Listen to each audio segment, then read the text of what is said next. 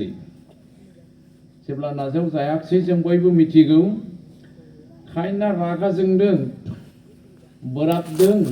मोखां सोमदों फंबायनि सायाव मेगन सादों सैताना तखन खाबु मोनदों कायननि गोसो गुदैयावनो गसंदों होननानै बुंदों इसोरा कायनखौ बुंदों ओइ कायन नों मोजां मावब्लाखि नोंनि सालामिया नाजाव जायामोन नोङो दाबो जुदि मोजां मावाब्ला नाय सैताना नोंनि दरखं मोखाङाव गसंनानै दं बियो नोंखौ हमनो हास्थायदों होननानै बुंदों नाथाय नों बेखौ फेजेननांगोन किन्तु कायना इसोरनि बुंनायखौ गोसो होआखिसै इसोरनि बाथ्रायाव गोसो होआखिसै रागा जोंनाय सर'खौ नागाराखिसै फंबायनि फारसे रागा जोंनायखौ नागाराखिसै भुल जागोन आंनि बे होननानै सानाखिसै नागाराखिसै बोराबनायखौ नागाराखिसै मोखां सोमनाय खुद्रिनायखौ नागाराखिसै सैताना कायनाव हाबनो खाबु मोनदों सैताना जेब्ला कायनाव हाबबाय हाबेला जे गावनि फंबाय असे बेखौ सिनायाखिसै फोथाराव बेरायनो लेंलांनानै अन्थाइ थाइसे खननानै कायनखौ खुबैथारबाय अन्थाइजों अनजायग्रा ख्रिस्ट लोगोफोर बिसोरो गोथार प्रग्राम खालामदोंमोन बिदा फंबाय सानैजों किन्तु सैताना नोजोर होनानै जमबाय थादों दिनैबो ना बेबायदि सोरखौबा नोजोर होदों बेनि नोजोरा नोंनि दुरबलताखौ लानानै नोजोर होदों बेनिखायनो जोंनाव राग जोंनाय थानो नाङा सोरनिबा सायाव बा फिसायनि सायाव गथ'फोरनि सायाव राग जोंब्लाबो बोराबब्लाबो ओमफ्राय सोरनिबा मोजां खामानि मावनाय मोजां फिथाइ मोननाय बेफोरखौ नुनानैबो मेगन सायोब्ला सैताना सहसैनो कायनखौ आक्रमण खालामना पाप मावहोनाय बादि बे ख्रिस्टियानफोरखौ सहसैनो सैताना आक्रमण खालामनानै पाप मावहोनो हायो दिनैहाय जोंनि ख्रिस्टियान न'खरावहाय गोदानै न'खर दाबाय गथ' सासे मोनबाय दिनै मानो गावस्रादों बे जाबाय सानैबो असन्तुष्ट फिसाया बिहिनि सायाव असन्तुष्ट गथ' सासे मोनगासिनो आरो बिहियाबो फिसायनि फारसे असन्तुष्ट जेब्लायबो एसे भुलावनो रागा जोंनाय बोराबनाय नांलायनाय आरो गुबुनखौ हिंसा खालामनाय गुबुननिखौसो मोजांसिन नुनाय बिदिजों सैताना दिनै सोरनिबा आइजोनि जिबनाव हाबनो मोनदों सैताना हाबनायखाय फिसायाखौ आंनि होननानै सिनायनो रोङाखिसै फिसाया आंनि गोरबोनि गथ' होननानै सिनायनो रोङाखिसै नागारनानै गुबुननि फिसायखौसो आंनि फिसाया बेसो होननानै सिनायदों आनलोड खालामनानै ना बेखौसो लाना ब्लड खारदों बेबायदिनो सोरबा हौवासायाबो हिन्जावनि सायाव रागा जोंनाय असन्तुष्ट बोराबनाय नांलायनायल' आरो गुबुननिखौल' मेगन सायो मोजां नुयो सैताना बेनाव थोरोब हाबदों गावनि हिन्जावखौ आंनि हिन्जाव नङा होननानै सानदों गावनि हिन्जावखौ सिनायाखिसै गावनि गथ'खौबो सिनायाखिसै गुबुननि हिन्जावखौसो बेसो आंनि हिन्जावा गुबुननिखौसो मोजां मोनदों गावनि हिन्जाव होननानै ओमफ्राय लाना खारदों सैताननि खामानि बे गासैबो मानो सैताना गावजों लोगोसे नरकआव लांगोन जेसेबां हौवा हिन्जाव नागारनानै नों गोदान ला मोजां सान्थि संसार जा नरकआव थांगोन ख्रिस्टियान हाबा लानाया गारनायनि नङा गारनानै गोदान लानायनि नङा सोरबा बिमा बिफायाबो गावनि फिसाजोखौ नागारहोयोब्ला फिसायखौ बिमा बिफाबो नरकआव थांगोन खेमा लानो रोङाला नै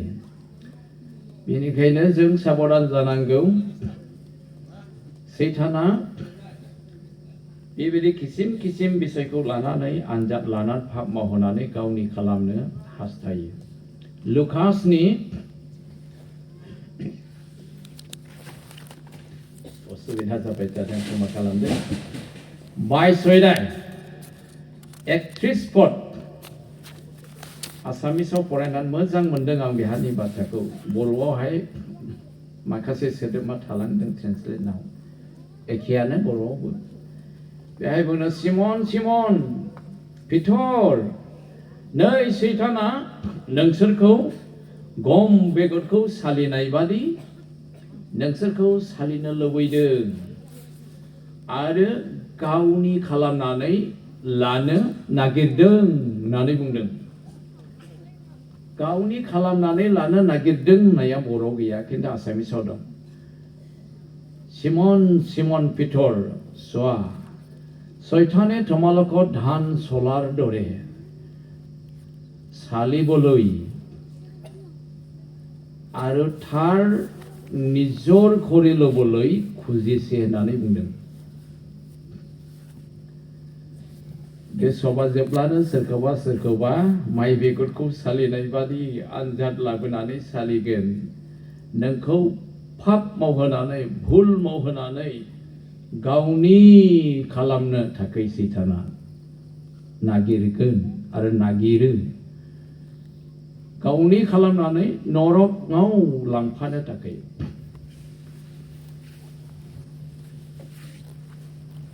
बेनिखायनो जों इसोरनि बाथ्राखौ जे खोनाबाय गोसोआव लानांगौ आरो देरहासार जानो थाखाय जों आरज खालामसोग्रा जों जानांगौ आरज खालामनांगौ गोजौसिन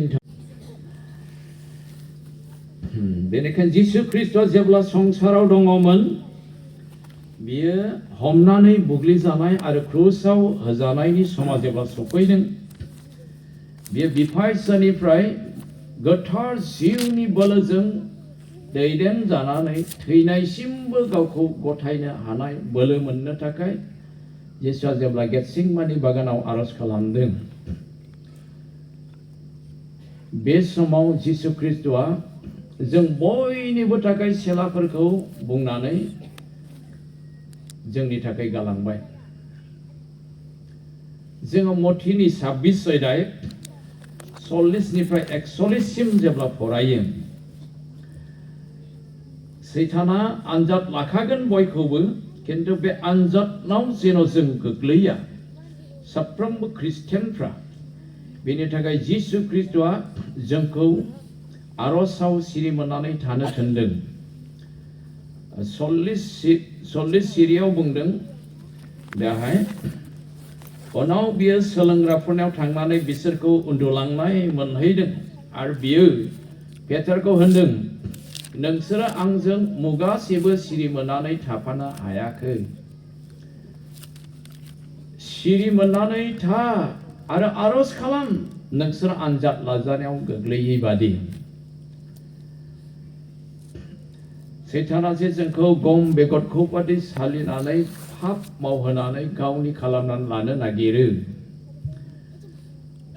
बे आनजादाव जेन जों गोग्लैनानै सैताननि जों जेन जाया बेनि थाखायहाय जोंखौ सिरि मोननानै आरजआव थाफ्लायनो थिनदों गावनि सेलाफोरखौ बुंनायजों लोगोसेनो जिसु ख्रीष्टआ फार्स्ट आरज खालामखांनानै बियो जेब्ला सेलाफोरखौ नायफैदों गासैबो उन्दुस्रिलांजोबदों बिसोरखौ नुनानै जिसु ख्रीष्टआ दुखु मोननानै गोरबोनि गोसोनि दुखुजों बे बाथ्राखौ बुंदों नोंसोरो मानो उन्दुलांखो मुगासेबो मानो सिरि मोननानै आंजों थाफानो हायाखिसै आरज खालामनो हायाखिसै अनजाग्रा ख्रीष्ट लोगोफोर जोंबो दिनै जिसु ख्रीष्टनि सेला जानानै जों गावनि थाखाय आरो फिसाफोरनि थाखाय इसोरनि मावग्राफोरनि थाखाय आरज खालामनायखौ नागारनानै नों आरज खालामनाय बिसायाव नों गोग्लैबाय नामा नों जुदि आरज खालामनायाव गोग्लैबायब्ला थारैनो बियो नोंनि ख्रिस्टनिफ्राय अनस्लदनायनि मोनसे सिन मानोना जेसिया बिजामाव जेब्ला जों फरायो जों बेवहाय जों नुनो हायो जेसियानि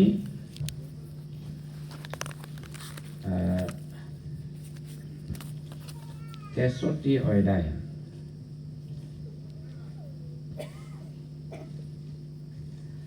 दा जेसियाना बेनि गेजेरजों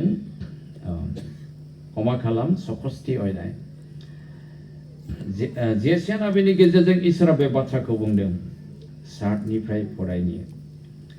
रावबो नोंनि नामै आरज खालामा आरो रावबो नोंनियाव आरज गाबनो गोसो दुंखाङा मानोना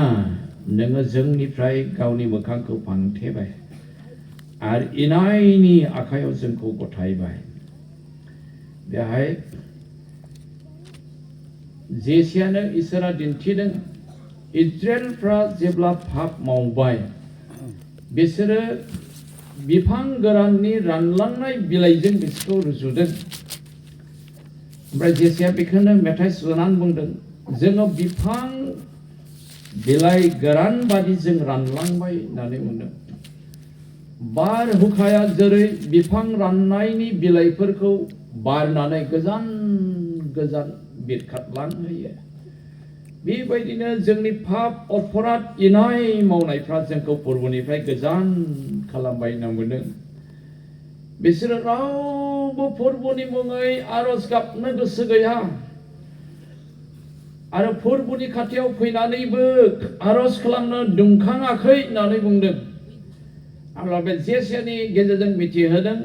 जुदि नों सासे ख्रिस्टियान गार्जेन बिमा बिफा जानानैबो जुदि नोंनि न'खराव आरज गाबनो गोसो गैयाब्ला आरज खालामनाय गैयाब्ला थारैनो नों फोथायनाय जिबनाव नों उनस्लददों मानोना आरज खालामनाया इसोरनि खाथियाव थाना बा इसोरखौ लोगो लानानै रायलायनायनि मोनसे सम नोंनि सानसेमानिनि भुल साननाय मावनायखौ इसोरनो खोथानानै निमाहा लानायनि सम आरजनि सम आरो नोंनो नांगौफोरखौ गथ' गथायनि नांगौफोरखौ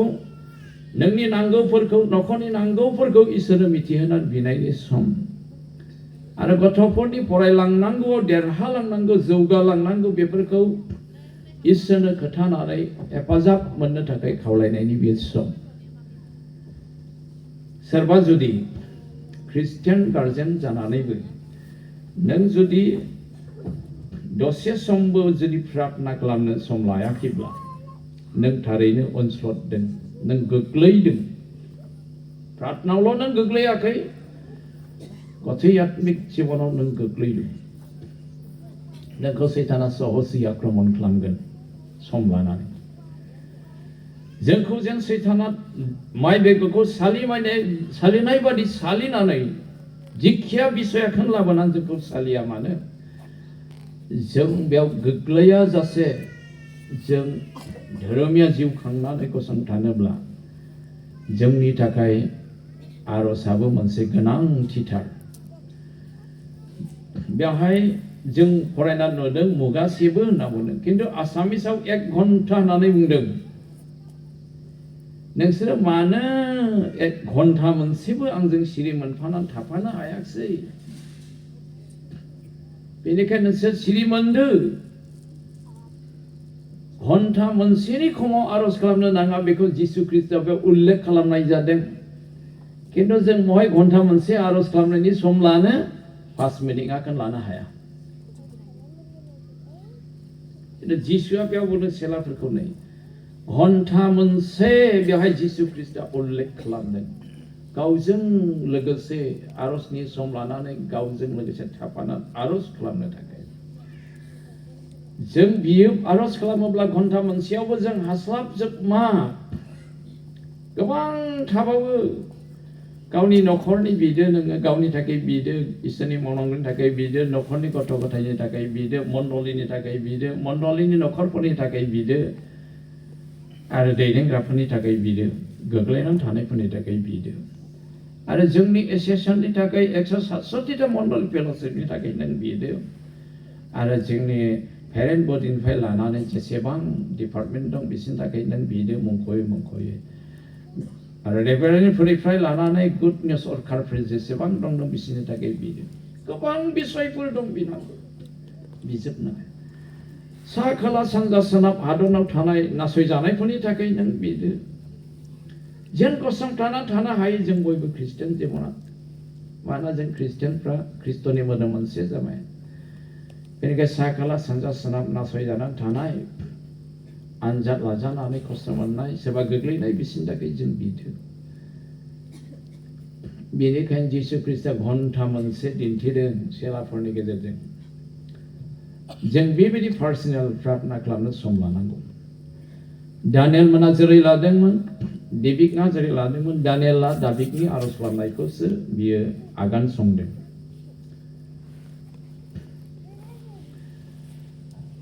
डेभिडआ ओरैनो बियो राजा सायख'जायाखै इसोरजों बियो गिर्जाबसोनानै इसोरखौ बाख्नायग्रामोन फुङाव सानजौफुआव मोनाबिलियाव बे आर'ज खालामसोग्रामोन टाइम मोनथाम बे आर'ज खालामग्रामोन जोङो गितफोरनि 55 सल' आरो सत्र जेब्ला फरायो बे डेभिडनि आर'ज मेथाइ सुजुनाय आन्थाय आङो इसोरखौ लिंगोन आसामिसाव प्रार्थना खालामगोन होनना बुङो बर'आव लिंगोन होनना बुङो फोरबोआनो आंखौ बासायगोन मोनाबिलियाव फुङाव आरो सानजौफुआव आं आर'ज गाबनानै दहाय होगोन आरो बियो आंनि रावखौ खोनासंथारगोन डेभिडआ अखानायनायजों लोगोसे आर'जनि सम लायोमोन बे लोगो सिखारनानै खामानि मावग्रोआलाबानो बियो हान्थु खरायनानै आर'ज खालामग्रोनायमोन सानजौफु जेब्ला जानाय टाइम जायो बे जाग्रोआमोन बे आर'ज खालामोमोन मोनाबिलि जेब्ला उन्दुनायनि सम जायो बे जाग्रोआमोन बे आर'जनि सम बे लाग्रोयोमोन गेदेर राजा बे जोहोलाव बैसोनिफ्राय बे खामानिखौ मावनायखाय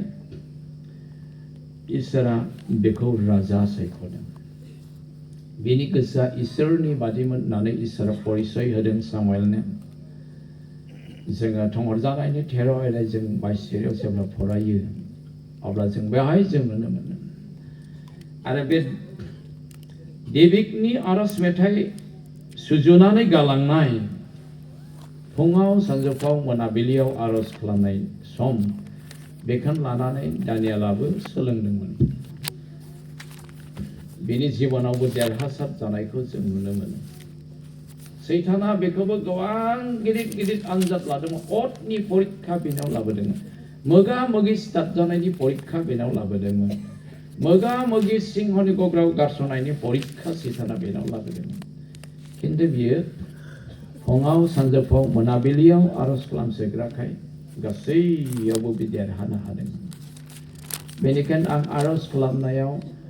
नांथाबनो जर होनानै बुंनो बे मोनाबिलि समाव आं बेखौ लाबोनाय जादों इसोरनि जिउआ बेखौ गोसोखांबाय थानायखाय जोङो गावनि थाखायनो जों आर'ज खालामनांगौ जोङो जाकबनि 1:14 जेब्ला फरायो सोरबा आनजाद लाजादोंब्ला इसोरा आनजाद लादों होननानै बेखौ दाबुं होनना बुङो मानोना इसोरा रावखौबो आनजाद लाया आरो बे आनजादबो लाजाया सोरबा जुदि आनजादाव गोग्लैदोंब्ला अब्ला बाइबेला बुङो 14 सिरियावहाय मानसिनि मोदोमनि लुबैनाया मोदोमाव थानानै मानसिखौ बरायै पाप मावहोयो होननानै बुंदों आरो पापमा राजोब्ला थैनायखौ लाबोयो होननानै बुंदों बेवहाय सैताना नोंनि सोलेराव जि लुबैनाय दं बे लुबैनायखौ लानानै नोंखौ पापमाव खोख्लैनो बे बरायो बेनिखायनो जों प्रतिजन बयबो जों जेन पापमाव गोग्लैया जोंनि सोलोनि लुबैनायखौ लानानै सैताना आनजाद लाब्लाबो जेन जों पापआव गोग्लैया आनजाद फैब्लाबो जेन जों जसेफ बादि जों देरहानो हायो दानियेल मुं बादि जों देरहानो हायो थैनायसिमब्लाबो गथायनानै जों जेन इसोरनि महिमाखौ नुजाहोनो हायो जों आरज खालामसोनायाव जों गोसो होनांगौ जिसु ख्रिस्ट'आनो बेखौ फोरोंबाय बेबायदि जों सम लानानै आरज खालामब्लासो जों सैताननि आनजाद लाजानायाव गोग्लैनाय नङा बे आरज खालामनाया दिनै गोबां न'खराव गोमालांनायखाय बिहामजो बिखुनजोनि गेजेराव नांलायनाय हौवा हिन्जावनि गेजेराव नांलायनाय फोथायलायनाय गैयै दिनै बेबायदि सैताना हाबनानै समस्या लाबोनो खाबु मोनदों बेनिखायनो जों गाव गावनि थाखाय आरज खालामनि न'खरनि थाखाय आरज खालामनि जेन जोंखौ आरो न'खरनि गथ' गथायखौ लानानै सैताना जोंखौ आनजाद लानानै पापआव खोख्लैनो हायैबादि आरो सैताना जोंखौ गावनि खालामनानै लानो हायैबादि जों प्रार्थनायाव जों नांथाबनि जोङो इसोरनि जिउजों दैदेन जाफ्लायनो इसोरनि जिउनिफ्राय बोलो मोननो थाखाय जों नागारबो खावलायनायजों हेफाजाब बिनो नांगौ आरो आरजआव जों नांथाबनो नांगौ इसोरनि जिउआ जोंखौ दैदेननाय बादि एफेसुसनि 6:18-19 बाथ्रा नोंसोर नागारबो खावलायनायजों हेफाजाब बि आरज खालामनायाव नांथाब इसोरनि जिउआ नोंसोरखौ दैदेननाय बादि होनना बुंदों जों बोलोग्रा इसोरनि जिउजों जेब्लायबो जोङो दैदेन जाफ्लायबाय थानो इसोरनि जिउनि बोलोजों रैखाथि मोननो इसोरनि जिउनि बोलोजों सैतानखौ फेजेननो जों आरज खालामनायाव खावलायनायाव जों नांथाबनांगौ अनजाग्रा ख्रिस्ट'फोर नोङो गोथार जिउ मोननानैबो जुदि नों आरज खालामनायाव उनफिननोब्ला गोथार जिउआ नोंखौ दैदेननो खाबु मोननाय नङा बेहाय एफेसुस बिजाबा जोङो बेखौ फोरोङो इसोरनि जिउजों दैदेन जाफ्लायनो इसोरनि जिउजों परामर्श होजानायखौ मोननो इसोरनि जिउजों रैखाथि होजानायखौ मोननो जोङो आरजआव नांथाबनांगौ मानोना सैताना जोंखौ आनजाद लानानै पापआव खोख्लैनानै गावनि खालामनो हास्थायनाया पृथ्वीखौ सोरजिजेननायनिफ्रायनो जादों जेब्ला बे सोरगोनिफ्राय जेख्लाय जाबाय अहंकारनि थाखाय अब्ला सैताना राग जोंनानै फैदों होनना बुंदों नुजा होजानायनि बार'निफ्राय जेब्ला जों फरायो अब्ला जों बेहाय नुनो मोनो 7निफ्राय फरायब्ला सोरगोआव दावहा नांनायखौ बेयाव दिन्थिदों ओमफ्राय बियो सोरगोआव थानो जायगा होजायाखै बे पृथ्वीयाव बे गाहरजाबाय बे समाव बियो राग जोंनानै फैदों होनना प्रकाश खालामदों नख्रांफोर आरो बेयाव थानायफोर नोंसोरहा रंजा होनना बुंदों हाबाब पृथ्वी आरो संसार नाय सैताना राग जोंनानै नोंसोरनि फारसे ओंखारलांबाय मानोना बे मिथिगौ गावनि गारजानाय समा एसेल' सम दंसै होननानै बुंदों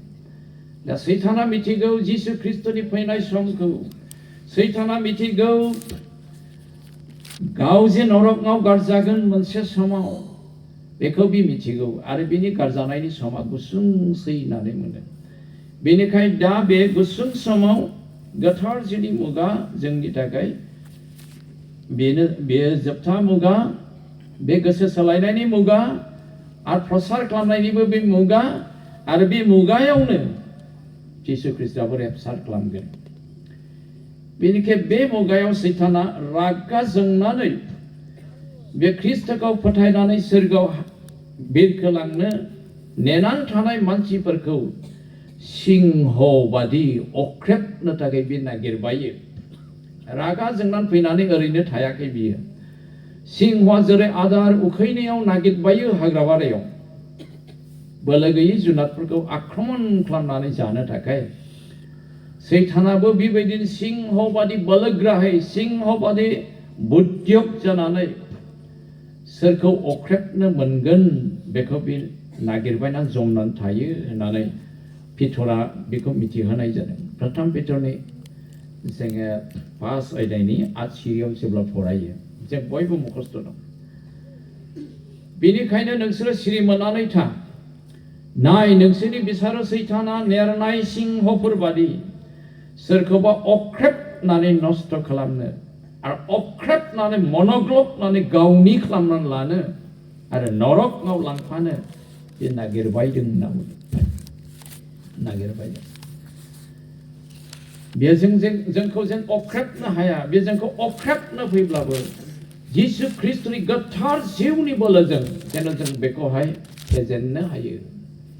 जों इसोरनि जिउजों दैदेन जानो जों आरज खालामनांगौ लागारगोन। सिमसना जेब्ला बियो पापआव गोग्लैयाखैमोन, जोहोलाव बैसोआव दंमोन, बिनि खानायखौ सिनथुवाखैमोन। इसोरनि जिउआ गारबो बेखौ दैदेनदोंमोन आरो इसोरनि जिउआ बेजों लोगोसे दङमोन। सानसे समाव सिमसना बिमा बिफाजों थिमनायाव थांफादों आरो बे उन जालांदों। उन बिमा बिफा जेब्ला बारग'लांदों सिमसनखौ नागारनानै थेमनानि द्राक्षा बागाननिफ्राय नामोदों। थेमना गामियाव थांनाय लामायाव गिदिर द्राक्षा बागान दंमोन। बे द्राक्षा बागाननिफ्रायनो जोहोलाव सिंह होननानै बुंदों। बे सिमसनखौ अरथारनो थाखाय बियो होसोबोदों। बे समाव बाइबेला जोंनो खोन्थादों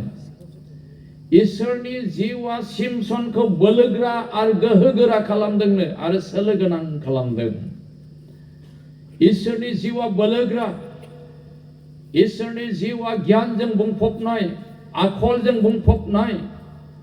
उसिग्लायजासे परामर्श होनो हाग्रा, उसिग्लायजासे नोंनो बोलो होनो हाग्रा, उसिग्लायजासे नोंनो गियान बुद्धि बे होनो हाग्रा। नोंखौ बे आग्लाय बिग्लाय आत्मिक जिबनाव देरहाहोग्रा बे इसोरनि जिउआ।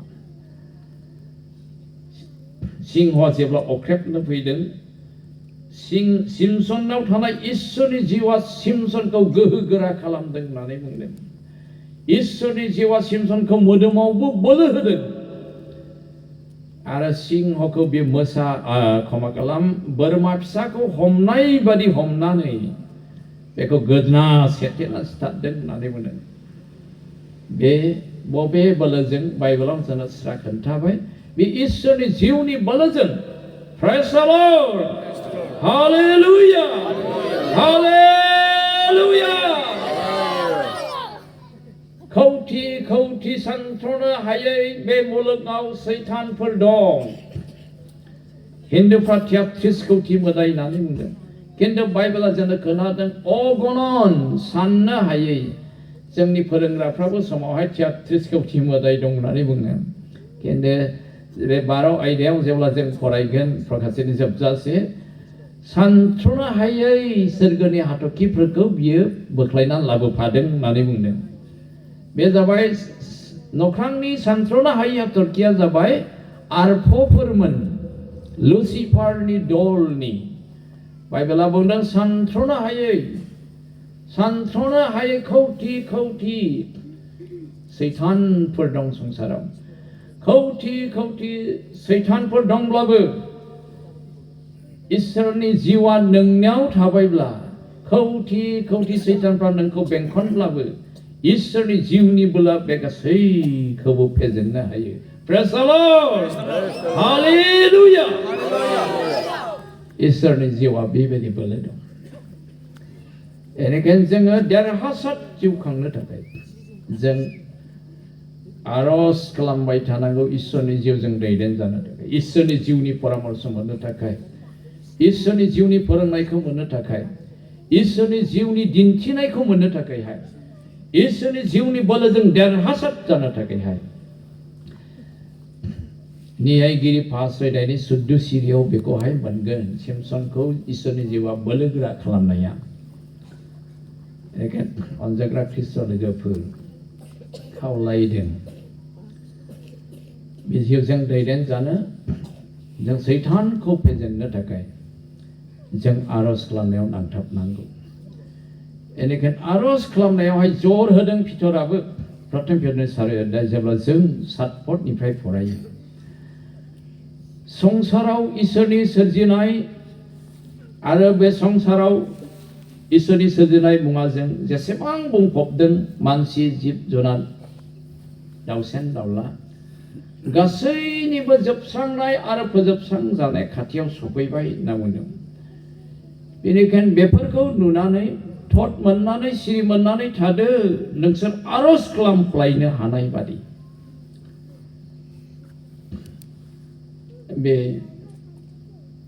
बे दानि मुगाखौ पितरा नुहरदों जिउजों माबायदि जागोन आरो पितरनि नुहरनाया दिनै फुरा जाफुंदों मोनफ्रोमबो हादरना मोनसे हादरखौ फोजोबस्रांनो थाखाय निउक्लियार बम्ब बानायनाय मिसाइल बानायनाय क्षेपणास्त्रफोर बानायनाय गिदिर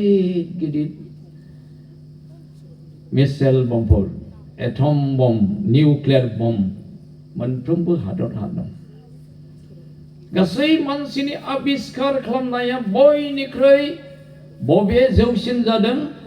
मानसिखौ सिथाबनो थाखाय आबिष्कार खालामनानै दिहुननाया बयनिख्रुइ गोजौसिनाव दिनै थांदों मानसिखौ रैखाथि खालामनो आबिष्कार खालामनाया गाहायाव थालांदों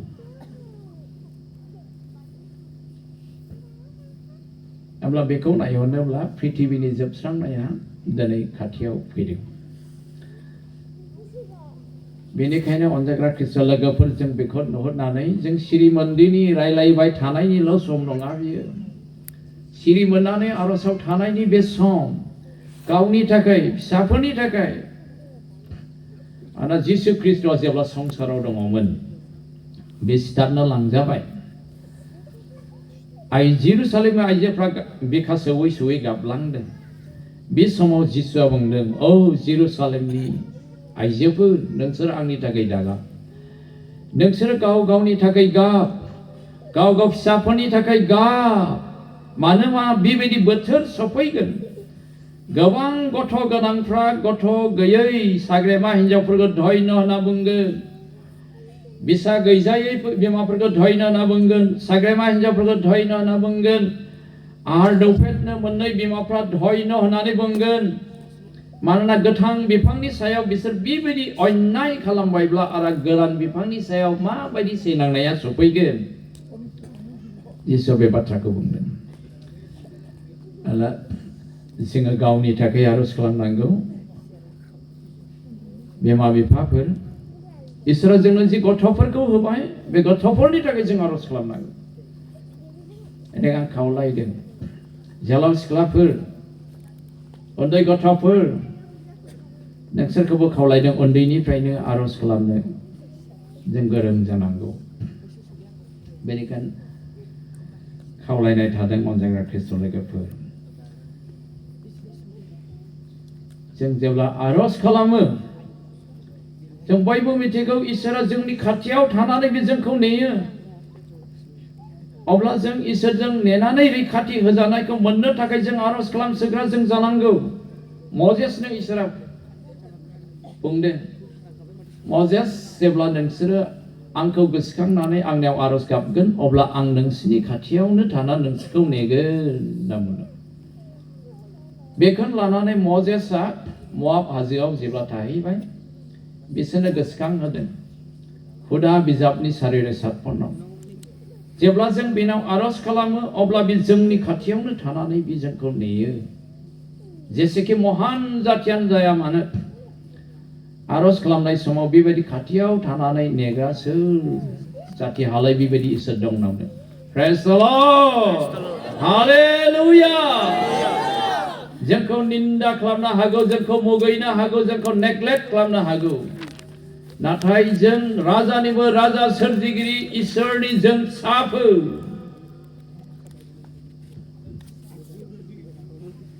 जों माले माजे नङा जों जेब्ला बेखौ गाबज्रियो इसोरा जोंनि खाथियाव थानानैबो जोंखौ नेयो जोंनि न'खरखौ नेयो जोंनि गथ' गथायफोरखौ नेयो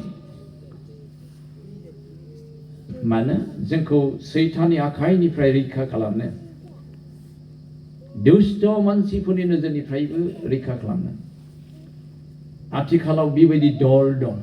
जाय दलफ्रा सैताननि जिउजों दैदेनजानानै इसोर खुलुमग्राफोरनि जेब्लायबो बेरेखा मावनो थाखाय नोजोर होयो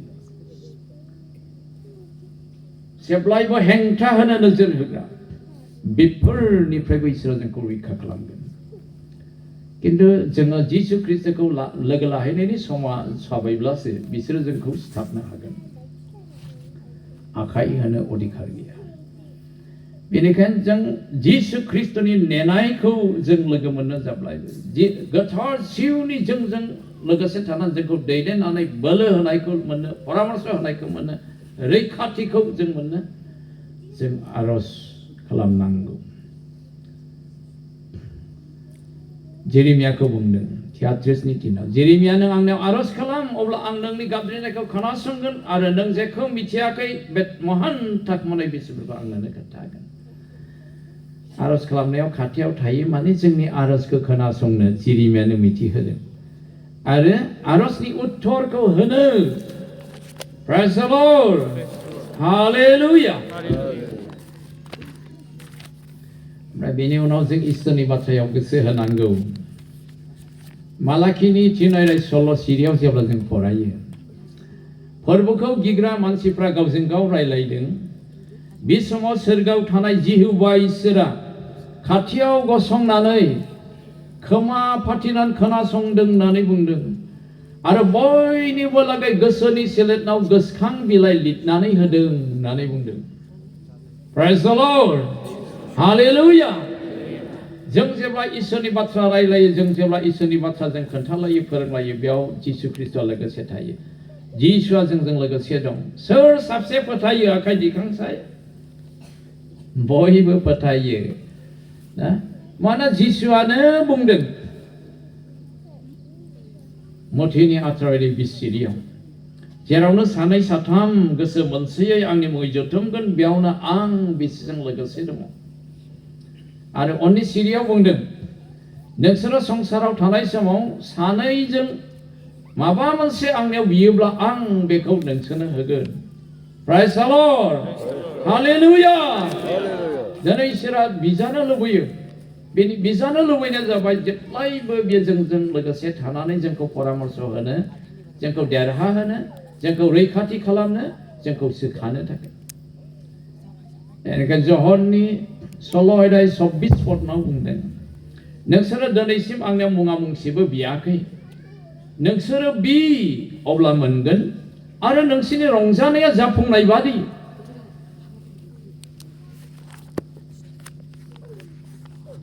रंजानायल' नङा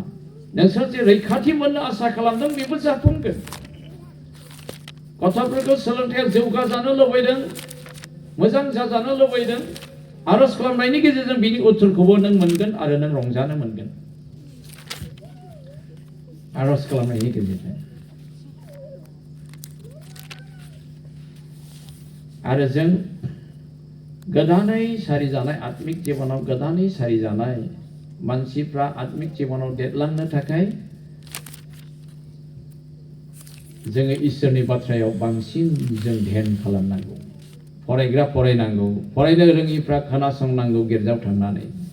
सोरनिबा खोथानायखौ खोनासंनांगौ प्रथम पिटरनि 2:1-2 बुंदों नोंसोरो ख्रीष्टखौ गाहाम होननानै नाजावबायब्ला सोलायनाय आरो दिन्थिफ्लानाय मानिखौ थालाय नागार होनना बुंदों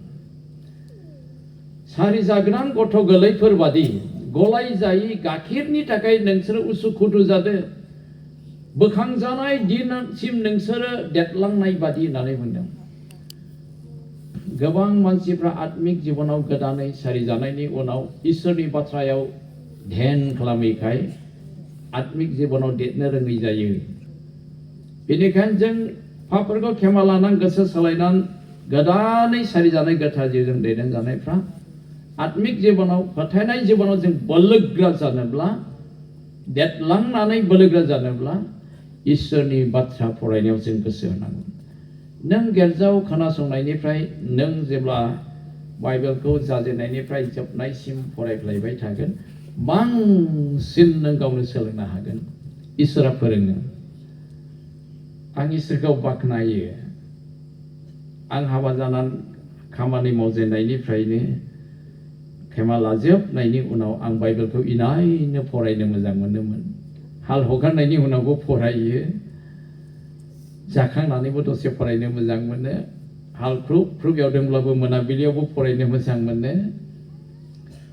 आं बिदिनो जानायनिफ्राय जोबजासे फरायग्रा सर' दंमोन बाबांसिनब्लाबो 8 बारसिम फरायबाय आं बेखौहाय जाजेननायनिफ्राय जोबनायसिम दा 9 बार फरायगासिनो दङ एसे गेजेर नांहांबावबाय बे आंनि थाखाय अति खम बिदिल' जानो नाङा जोंनि ख्रिस्टियान जिबनाव 50 बार 100 बारसिम जानांगौसै जोङो बाइबेलखौ जाजेननाय जोबनायसिम फरायबा अब्लासो सैताना जोंखौ फेजेननो हानाय नङा नों जेब्ला खेबसे फरायजेननानै उनाव जेब्ला नों खेबसे फरायबावबाय इसोरा ग्रोब ग्रोब गोसोखांहोयो नै नों दा बेयाव मोनदों दा बेखौहाय बियो बैयावबो दंमोन दा नों फरायलांना मोनखादों ग्रोब ग्रोब फैबाय थागोन बेबायदि इसोरा बाइबेल फरायनायनि गेजेरजों जोंखौ फोरोङो आरो जोंनि आत्मिक जिबनाव जोंखौ राफुंसार खालामो प्रार्थना खालामै खालामै जेब्ला जों फरायगोन बाइबेलखौ माना बाइबेलनि बाथ्रासो जोंखौ जिबनाव बोलोगोरा खालामो बे बाइबेलनि बाथ्रानो इसोरनि जिउ आरो बे बाइबेलनि बाथ्रानो इसोर बेनिखायनो बाइबेलनि बाथ्राखौ खोनासंनो बानो नाङा गुसुथि फैनो नाङा जोङो जसुवानि 1 अध्याय 8 सिरियाव जेब्ला फरायो जसुवा नों आंखौ खुलुमगाफ्रामावबो नैबे शास्त्राव लिरनाय बाथ्राफोरखौ नों फरायदो आरो नों मानिनानै मावनो थाखाय सान हर ध्यान खालामदो होननानै बुंदों नोङो गासैबो मावनाय दांनायाव उन्नति जानाय बादि आरो देरहाफ्लायनाय बादि होननानै बुंदों आं नोंखौ बुङो गोहो गैयै जानो नाङा नों गोहो गोरा जा नाय आं नोंजों लोगोसे दं इसोरा जसुवाजों लोगोसे दंमोनब्लाबो इसोरा डाइरेक्ट बेनो बोलो होआखै मा बुंदों बोलो मोननो थाखाय मावनाय दांनायाव गियान आरो बुद्धि मोननो थाखाय देरहाफ्लायनो थाखाय शास्त्रनि बाथ्राखौ फरायनो थिनदों बाइबेलनि बाथ्रा जोंनो गियान होयो बुद्धि होयो मावनाय दांनायनि थाखायबो परामर्श होयो जोंनि आत्मिक मेगनखौ मुखुलि खालामो जोंखौ गोरोंसिन खालामो जायनि थाखाय देबिकआ बुंदों आङो हरफ्रोमबो आं सिरि मोननानै ध्यान खालामो सान हर बेनिखायनो आङो गोदोनि बोराय गागिसाफोरनिफ्रायबो गोरोंसिन जाबाय होननानै बुंदों बोलोगोरा बेनिखायनो खावलायदों जों बेयावबो गोसो होनांगौ इसोरनि बाथ्रा खोनासंनायाव दे जोङो आरजनि फारसेयाव गायनि जोङो बयबो इसोरनि जिउनि दैदेननायखौ नांगौ आरो इसोरनि जिउजों दैदेन जानो जेब्ला नों खावलायगोन अब्ला इसोरनि जिउआ नोंखौ दैदेनगोन आरो बे इसोरनि जिउआ थाखोमानाय बिसयफोरखौबो गोसोखांनानै आरज खालामनो बियो परामर्श होगोन जों रमनि 8 अध्याय 26 जेब्ला फरायो जोंहा बोलो गैयै समाव जोंनियाव थानाय इसोरनि जिउआ जोंखौ हेफाजाब खालामो जों गावनो मिथिया मा आरज खालामनांगौ नाथाय बे जिउआ हांमा सुरनानै गाबै गाबै खेंखायै बे आरज खालामहैयो होनना बुंदों धोरोमियाफोरनि थाखायबो बे आरज खालामहैयो होननानै बुंदों अब्ला इसोरनि जिउनि बोलोजोंसो जों आरज खालामनो हायो बेनिखायनो जों इसोरनि जिउनि बोलोजों इसोरनि जिउजों दैदेन जानो थाखाय जों आरजआव नांथाबनो इसोरनि जिउआ जोंनि थाखाय गोनांथि दं बेनि दैदेननाय बेनिखायनो जोङो थाल्ला पापफोरनिफ्राय गोसो सोलायनानै इसोरनि जिउजों दैदेन जानो जों आरजआव जों नांथाबनांगौ जों बयबो गसङै